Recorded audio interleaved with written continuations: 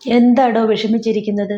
ഒരു റിലേഷൻഷിപ്പിൽ ഡിസ്റ്റൻസ് ഇട്ട് നിൽക്കുന്ന ഒരു പാർട്ട്ണർ കൂടുതൽ കൂടുതൽ അകന്നു പോകുന്നത് വേദനയോടെ നിങ്ങൾ നോക്കി നിൽക്കുകയാണോ? അവർക്കൊന്നും എല്ലാ കാലവും നമ്മളെ ആവശ്യമില്ലെന്നേ. നിങ്ങളിൽ നിന്ന് എന്ത് പ്രതീക്ഷിച്ചാണോ അവർ വന്നത് അതവർക്ക് കിട്ടി എന്ന് കരുതിയാൽ മതി. അവരതിന്റെ സൂചനകൾ നമുക്ക് കാണിച്ചു തരികയും ചെയ്യും.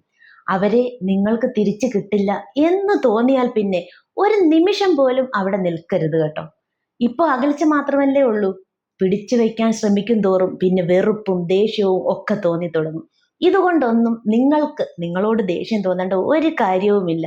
നിങ്ങളിൽ നിന്നുള്ള സന്തോഷത്തെക്കാളും സ്നേഹത്തെക്കാളും കൂടുതൽ സ്നേഹം കിട്ടുമെന്ന് കരുതുന്ന ഒരിടത്തേക്കല്ലേ അയാൾ പോയിക്കൊണ്ടിരിക്കുന്നത്. പോട്ടെന്നേ, നമുക്കവരെ ഒത്തിരി ഇഷ്ടമാണല്ലോ. അവർ സന്തോഷമായിട്ട് ഇരിക്കണം എന്ന് തന്നെയാണ് നമ്മുടെ ആഗ്രഹവും.